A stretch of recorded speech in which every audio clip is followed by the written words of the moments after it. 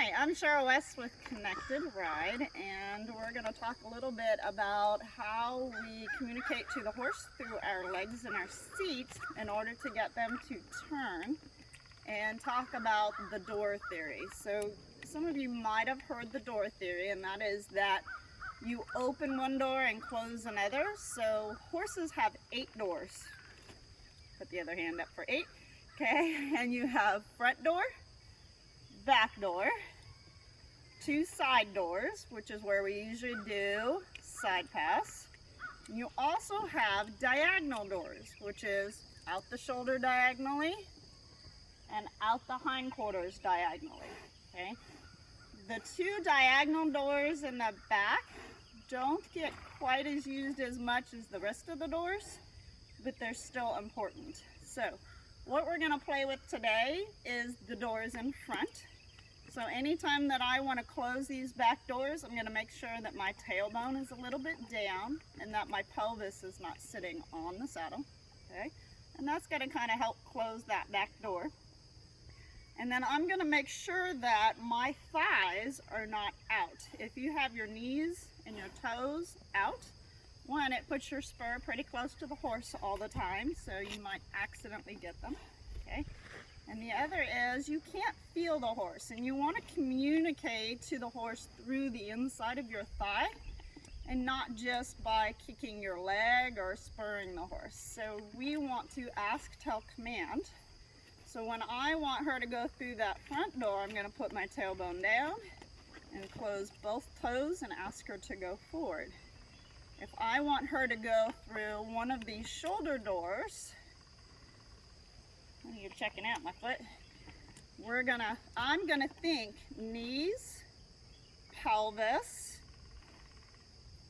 toes, belly button, shoulders, and hands are all going to look in the same direction. Okay, and you can give a light tap with your leg, and you notice I try to keep my toe in. And it's not like straight vertical with the horse. You're gonna have some, especially if you're on a wide horse like this, you're gonna have a little bit of toe out. But you don't have to get your knee on, because that's not going to be biomechanically possible. But you wanna be able to feel that thigh. So I'll show that again. This pelvis is like a compass. It kind of tells the horse where you're going. So if you look to the outside of the rail, your horse is going to have their haunches in. If you look straight when you're on the rail, the horse is going to be straight.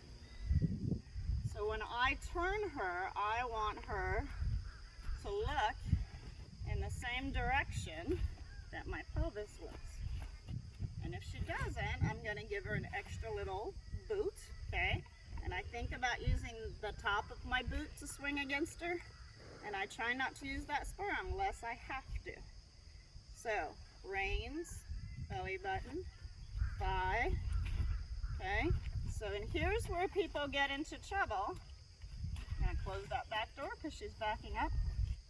Is they close one thigh and they forgot that this one's still closed, so the horse won't turn. So especially if you're doing Western spins or like trying to get canter pirouette or walk pirouette and dressage, you want to make sure that you're opening the inside just a touch and closing the outside. Okay, and same with turn on the haunches. Good girl. And then we're going to ask her to go forward. Good. So as we're walking, it's the same thing. I want my hands, elbows, knees, and toes to point.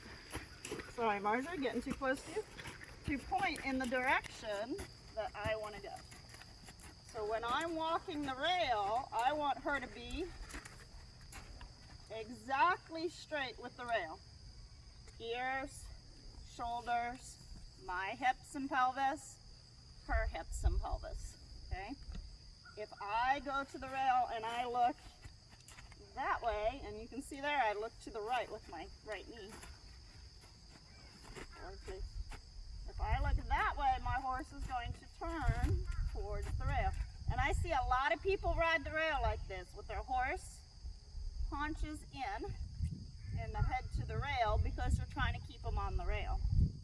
Okay? And what we really want to do is guide them like a river with our thighs and our calves as needed. So there, I turned my pelvis too much and she listened. But as I come to this rail, I want to look and see where I want my path to be. And I'm going to line my pelvis, my knees, and my seat bones up with where we want to go. When I turn, I open the inside doors. Oh, too much. And that's going to happen a lot as you learn to turn. You're going to realize, especially the right one, is going to want to open more than it needs to. Okay? So, that's part of the door theory. That's the two diagonal doors, and then the front door a little bit. Okay? And thank you.